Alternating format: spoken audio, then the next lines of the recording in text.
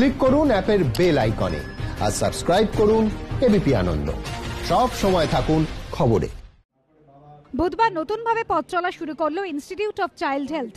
হাসপাতালে faculty of nursing এর উদ্বোধন করলেন পুরমন্ত্রী তথা কলকাতা পুরসভার বোর্ড অফ অ্যাডমিনিস্ট্রেটরস এর চেয়ারম্যান ফিরহাদ হাকিম। ছিলেন আইএম এর রাজ্য শাখার সাধারণ সম্পাদক শান্তনু সেনও। রাজ্যে নার্সিং স্টাফের চাহিদা রয়েছে।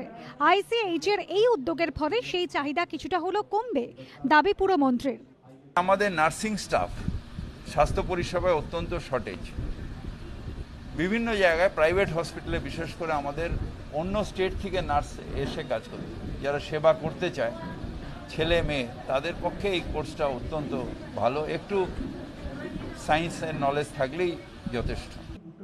শিশির বসুর হাত ধরে আইসিএইচ এর যে পথ চলা শুরু হয়েছিল, আজ তার স্বপ্ন বাস্তবায়িত হলো।